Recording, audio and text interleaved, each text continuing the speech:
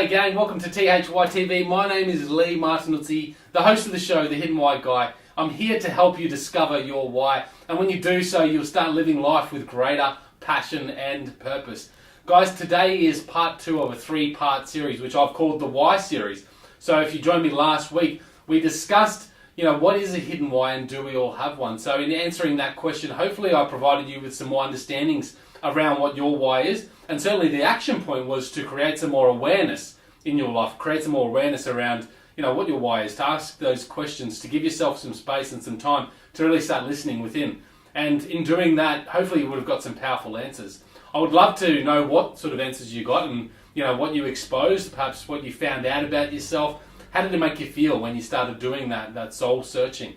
I believe it's powerful stuff, and when you start asking those questions, it can be sometimes hard to answer those questions. It's really hard to sometimes confront the answers that might come about because we've been conditioned so heavily in one direction all our life. And when we start having this little voice that says, "Oh, but this is who I really am," or "This is really what I want to be doing," you can have that little bit of fear or self-doubt. Is, "Oh no, maybe I should be shutting that off."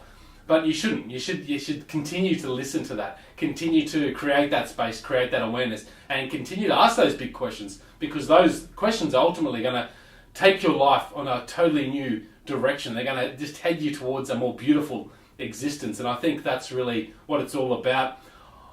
It is hard to ask those questions. I've sometimes had the fear and the doubt of asking those questions, because sometimes what comes up is that, hey, perhaps this isn't for me, and then I have to go, well, what is for me then? What should I be doing? And when you ask those questions, it's a bit confronting. I did it, not so long ago in my past career, and it was a career that I was quite good at, and I had a lot of potential within, but I couldn't see the meaning. I couldn't see the purpose for my why within that path.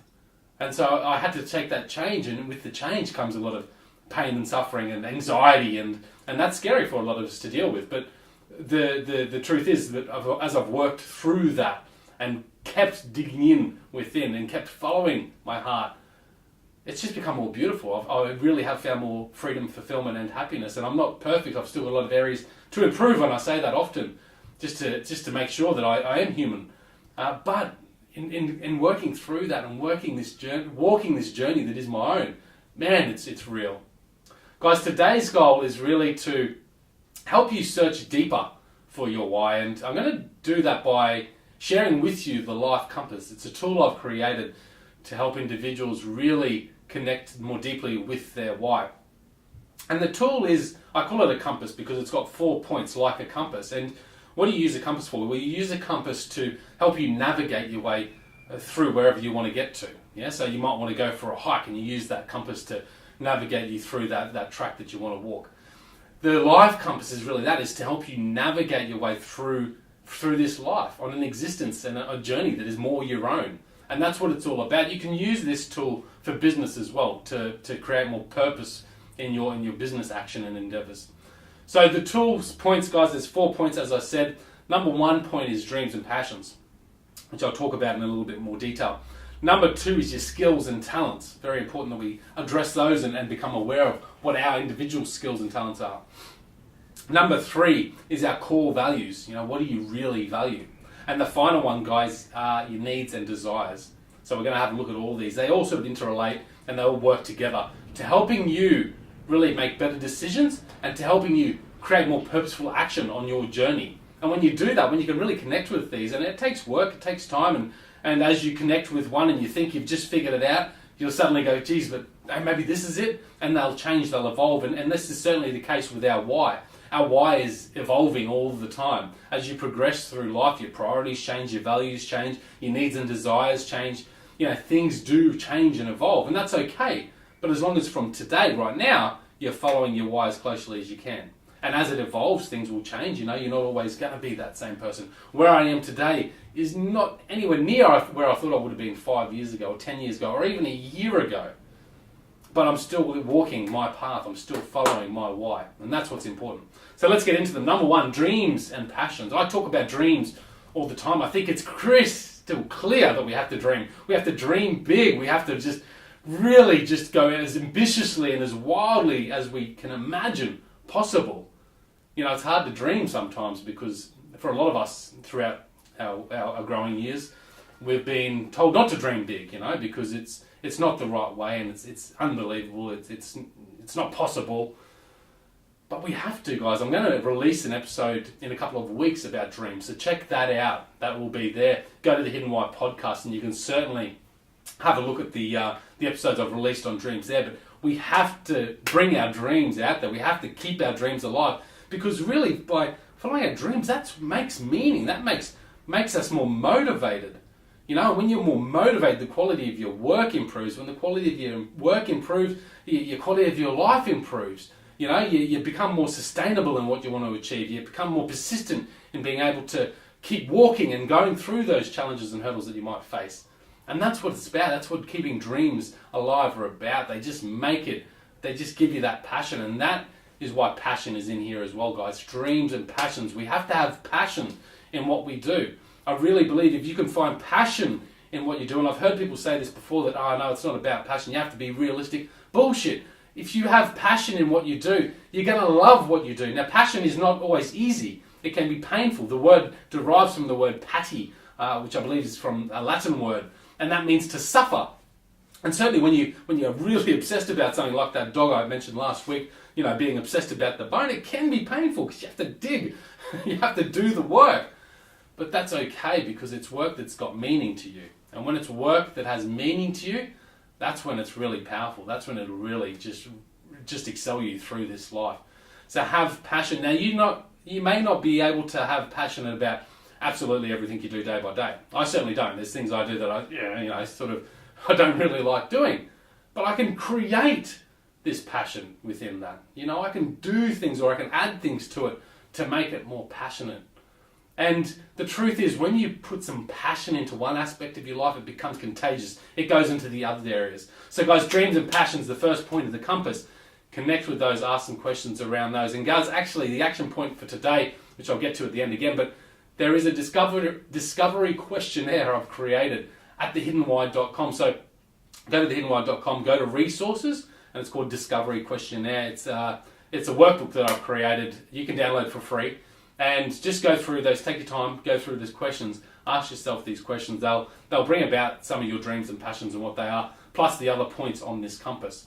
The next point on the compass, guys, is your skills and talents. Now, I believe we need to understand our skills and talents. What are we good at? What are we great at? What do we love? That sort of aligns with our passions, but generally what we love is what we're good at as well. They sort of go hand in hand.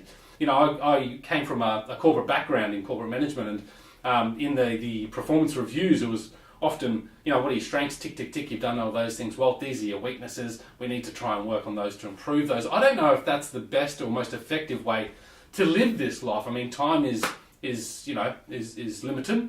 And if we spend all the time trying to work on things that we're not great at, we might just be wasting time. And there's certainly essence of myself and essence of everyone that we have to continually work on to try and improve. But sometimes with your weaknesses, there might be a better way. And for me, it's by saying, well, here, can you help me with that? And I'll just keep focusing on what I'm good at. I think that's a much more effective way to go forward. But whatever the case, guys, you need to connect with your skills and talents. I have a passion not only for food, but I'm freaking pretty good at cooking food. And I have this dream to one day own a restaurant. And that is a dream that's still, it's not a priority at the moment. It's still alive within me, and I still have that there. I'm going to pursue that one day. I really believe I'm going to make it happen. And that's because it's where my skills and talents are, and it's also something I'm passionate about, and it's a dream of mine now as well. So it's something that I want to pursue. So keep those alive, understand your skills and talents, and it'll allow you to take more, more purposeful action. Because if you're not a good cook, then are you going to take the opportunity at this new restaurant to be a cook?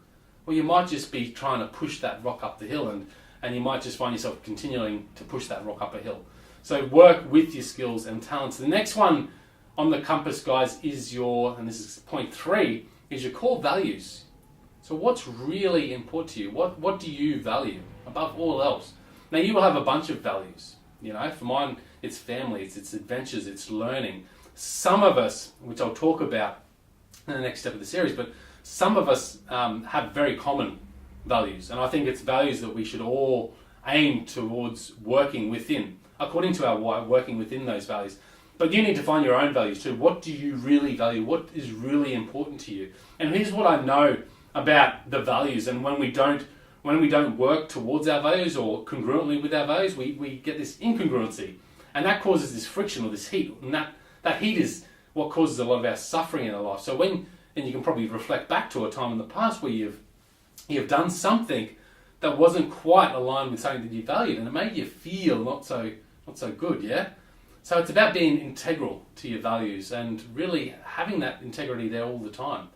When you know your values, you'll be able to make better decisions around what to do next as well.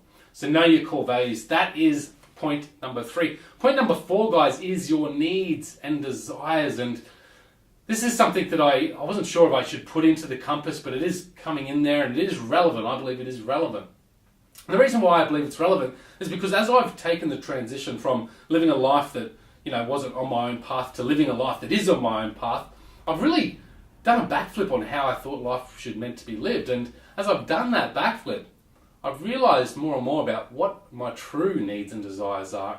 And here's what I think about, just taking this own journey, my own experience, and doing the research that I've done, is that a lot of us have these sort of fake or non-true needs and desires that we've created. And we think we need them, and we think we desire them, but they don't really connect with anything within. They're just this superficial surface stuff that we use to help cover up that suffering and pain in our life. And that suffering and pain exists because we're not walking our own path. So it's sort of just, it goes around in a circle. But if we can connect with our why and start walking our path, we'll start to realize what our true needs and desires are.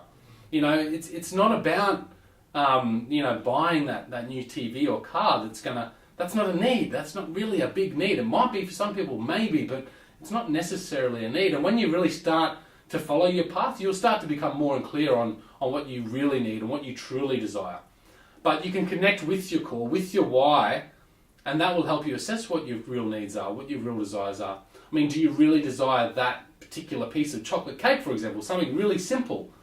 Well, if it's not connecting with something that you value, then maybe you don't really desire that right now. Maybe you don't really need that right now. So it's about, and that's a pure, really good, simple example, but when you really can connect with your needs and desires and really understand them, you're going to make better decisions. Is that a true need and desire? Or is that just one that I think I need because of the moment or because of how I'm feeling? And when you can really understand that, you'll make better decisions. And that will help you take more purposeful action. So guys, this is part 2 of the Why series, and it's really about formulating, again, that life compass. And the more you ask questions around these 4 points, these 4 elements of the compass, and the more you create the awareness around your why, the greater you are going to proceed forward, the better decisions you'll make, the more purposeful action you will be able to take in living this journey that is your own. So guys, that's it from me today. I hope you've enjoyed this part 2. Action step today, guys, is to do the work. I have a discovery questionnaire, as I said, at thehiddenwhy.com. Go to the resources, download that, and work through those questions there. Look, those questions, it's not all inclusive. There's other questions you could be asking yourself. That'll get you started, but in sort of mapping out your life compass, in working through those 4 points and really coming up with, well, what is your compass? What is going to be your guiding tool on your path forward? So guys, enjoy that. You know what to do. You need to go out there and breathe more passion into every single moment. You need to find more purpose in everything you do. And in doing so, you will discover your hidden why. Guys, this is The Hidden Why. My name's Lee Martinuzzi. Make sure you subscribe here so you don't miss out on the next episode. And check out thehiddenwhy.com. Until next time, peace, passion, purpose. We'll see you soon.